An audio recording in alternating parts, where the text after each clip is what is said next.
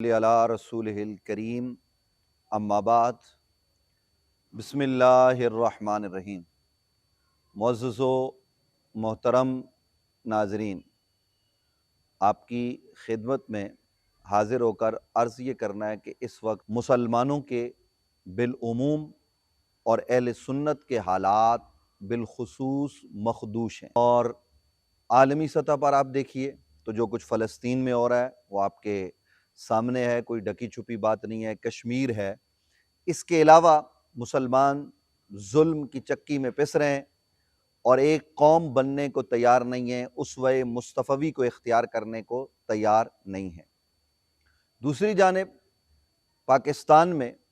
جو اہل سنت و جماعت ہیں، ان کے درمیان جو اختلافات ہیں، ان اختلافات کو اتنا سیریسلی ڈسکس کیا جاتا ہے کہ امت کے بیشتر اصولی مسائل کو پس پش ڈال دیا جاتا ہے، اور اسی میں قوم کو لگا کے رکھا گیا ہے، اور اس میں کہیں نہ کہیں ہم بھی اس کا حصہ ہیں، اور سارے لوگ ہی تقریباً اہل سنت و جماعت یا رسول اللہ کہنے والے جو لوگ پاکستان میں بستے ہیں، اب ان کے درمیان خلیج بڑھ چکی ہے۔ ایک طرف لوگ ان لوگوں کے ساتھ ہاتھ ملا رہے ہیں کہ جو اہل سنت و جماعت یا رسول اللہ کہنے والے نہیں ہیں، ان کے ساتھ نشستن برخاستن خوردن سب کچھ ہو رہا ہے، اور اپنوں کو دیوار سے لگایا جا رہا ہے، اور یہ سب لوگوں کے ہاں یہ بات پائی جا رہی ہے کہ اپنوں کو دور کرو اور دوسروں کو قریب کرو۔ اس کے آپ مختلف مظاہر روزمرہ دیکھتے رہتے ہیں، اور حالیہ دنوں میں یہ خلیج اتنا بڑا کہ لوگوں نے ایک دوسرے کو گالیاں دینی شروع کر دی، حالانکہ قرآن مجید فرقان حمید تو یہ تعلیم دیتا ہے کہ دوسرے کے جھوٹے خدا کو بھی برا مت کہو، کیونکہ وہ تمہارے سچے حقیقی رب کو برا کہے گا۔ لیکن ہم گالم گلوچ پر اتر آتے ہیں، اسوہ مصطفی کو پس پش ڈال دیا جاتا ہے، اور یہ معاملہ اتنا خطرناک ہے کہ وہ لوگ جو لادین ہیں، وہ جو ملحد ہیں، وہ ان علماء کرام کی یہ گالم گلوچ اور یہ اخلاق سے گری ہوئی گفتگو چلا کر یہ کہتے ہیں معاذ اللہ استغفر اللہ کہ انبیاء کے چونکہ وارث ہیں، تو جو کام وارث کرتا ہے تو جس کا وہ وارث ہے معاذ اللہ ان کی طرف وہ نسبت کرتے ہیں اس عمل کی۔ یہ کتنا خطرناک عمل ہے۔ تو ان حالات میں ہوا کا ایک تازہ جھونکا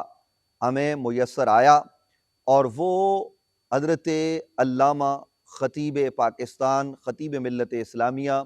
حضرت قبلہ ڈاکٹر کوکب نورانی اقاڑوی دامت برکاتہم العالیہ ایک مرتبہ پھر اہل سنت و جماعت کا درد لیے انہوں نے ایک کھلا خط لکھا۔ پہلے بھی انہوں نے کوششیں اور کاوشیں کی ہیں۔ میں حضرت قبلہ ڈاکٹر کوکب نورانی اقاڑوی دامت برکاتہم العالیہ کی ان کوششوں کو نہ صرف سراہتا ہوں، بلکہ ان کے دل میں جو درد ہے، ظاہر ہے کہ وہ خطیب پاکستان کے فرزند ہیں اور جماعت اہل سنت کے بانیوں میں وہ ہیں، تو اس لحاظ سے ان کا درد وہ واقعتاً ایک اہل سنت و جماعت کے فرد کی حیثیت سے، ایک سنی کی حیثیت سے وہ درد ہر سنی کو بھی ہونا چاہیے، لیکن انہوں نے یہ ذمہ داری محسوس کی، اور اس ذمہ داری کو محسوس کر کے انہوں نے ایک کھلا خط، ایک تحریر جو ہے وہ عوام اہل سنت علماء و مشائخ تک بھی پہنچائی ہے۔ اور دوسری طرف اس حوالے سے جو سب سے اہم کردار اگر کوئی شخصیت ادا کر سکتی ہے تو وہ حضور مصلح امت، ہزاروں علماء کے استاد، جماعت اہل سنت پاکستان کی سپریم کونسل کے چیئرمین، تنظیم المدارس اہل سنت پاکستان کے سرپرست اعلیٰ حضرت مصلح امت شیخ الحدیث پیر طریقت رہبر شریعت حضرت علامہ پیر سید حسین الدین شاہ صاحب دامت برکاتہم القدسیہ کی ذات والا صفات ہیں، اور اس کے ساتھ ساتھ جماعت اہل سنت پاکستان کے امیر محترم حضرت علامہ پیر طریقت رہبر شریعت پیر سید مظہر سعید شاہ صاحب کاظمی دامت برکاتہم العالیہ، اور اسی طریقے سے اہل سنت و جماعت کی دیگر मुक़्तदर शख्सियात हैं, तो मैं भी ये गुजारिश करूँगा कि ये जितने भी हालात हैं, इनमें अहले सुन्नत के लोग सर जोड़ कर बैठें। जब से ये इख्तिलाफ़ात उरूज पर आए हैं, तो कोई संजीदा कोशिश नहीं की गई। हाँ, अंजुमन तलबा इस्लाम का इत्तेहाद ज़रूर हुआ, हम उसको तहसीन की नज़र से देखते हैं। अभी साबिक़ीन अंजुमन के इत्तेहाद की कोशिश की जा रही है,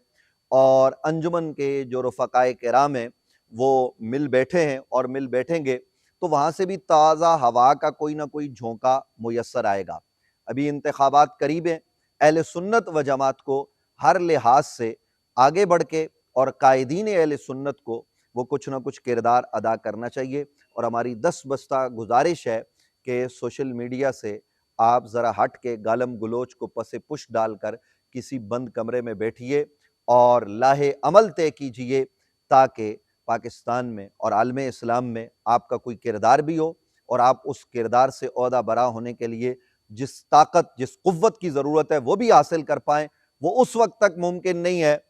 जब तक कि आप अपनी सफ़ों में इत्तेहाद नहीं करते। तो इख्तिलाफ़ी मसाइल को पसे पुश डालिए, और जो ज़रूरी मसाइल हैं उन पर अगर किसी का रुजू बनता है तो वो रुजू करे, किसी की तौबा बनती है तो वो तौबा करे। हज़रत अल्लामा क़िबला डॉक्टर कौकब नूरानी उकाड़वी दामत बरकातुहुमुल क़ुद्सिया ने एक शख्सियत के हवाले से कहा कि इन्हें रुजू करना चाहिए, तौबा करनी चाहिए मुझसे। तो मैंने कहा जी हम अपनी